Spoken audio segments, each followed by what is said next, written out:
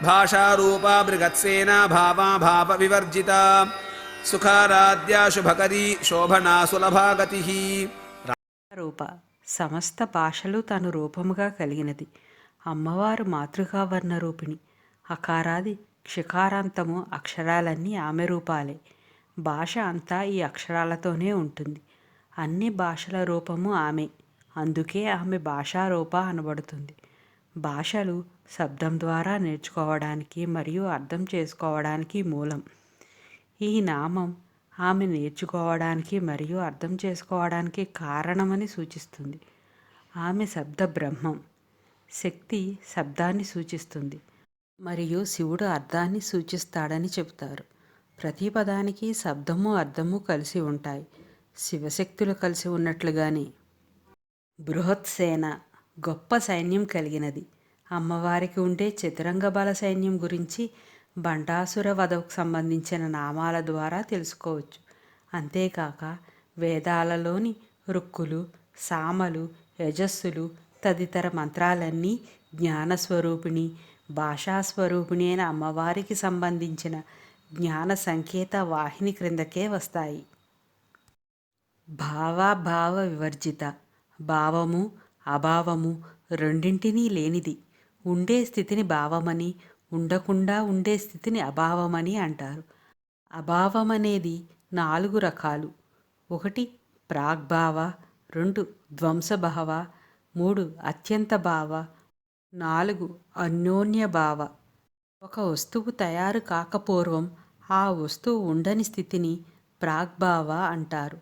ఒక వస్తువు పూర్తిగా నాశనమైపోయిన తర్వాత ఆ వస్తువు ఉండని స్థితిని ధ్వంసభావం అంటారు. ఒక వస్తువు ఇంకొక వస్తువులాగా ఉండలేని స్థితిని అన్యోన్య భావం అంటారు. చిలక గోరింకల జంట లాంటి అసలు ఉండడానికి అవకాశం లేని వస్తుస్థితిని అత్యంత భావం అంటారు. భావాభావ స్థితులకు అతీతమైనది అని ఈ నామానికి అర్థం. సుఖారాధ్య సుఖులైన వారిచే నిత్య తృప్తులచే ఆరాధింపబడునది. ఆత్మసాక్షాత్కారానికి ఆరోగ్యకరమైన శరీరం తప్పనిసరి. కఠిన ఉపవాసం ఉండడం, నిప్పుల మీద నడవడం మొదలైనవి అట్టహాసంగా చేసే పూజలు అమ్మవారు మెచ్చే పూజా పద్ధతులు కావు. ఆవిడికి కావలసినది త్రికరణ శుద్ధి, ఆత్మసమర్పణ బుద్ధి.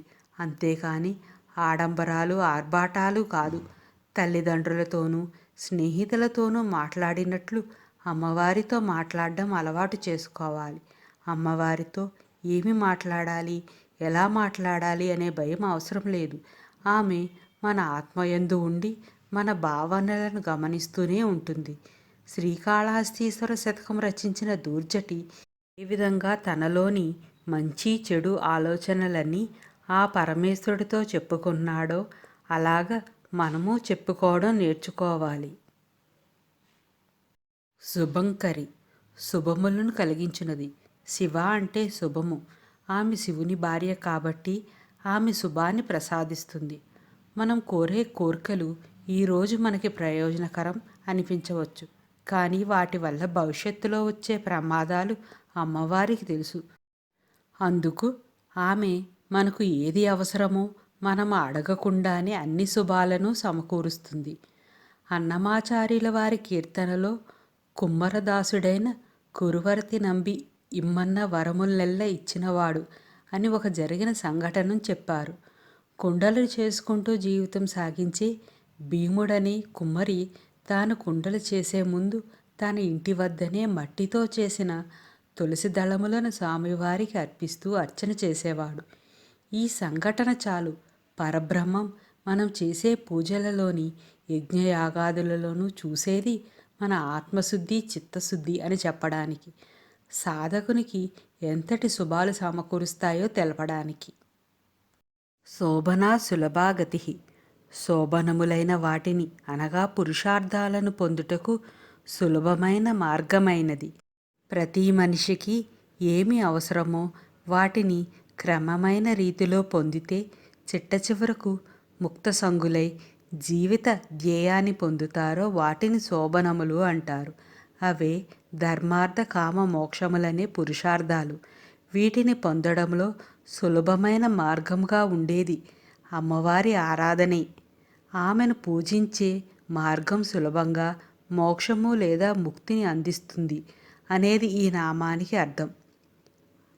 భాషారూపా బృగత్సేనా భావా భావ వివర్జిత సుఖారాధ్యా శుభకరీ శోభనా సులభా గతి.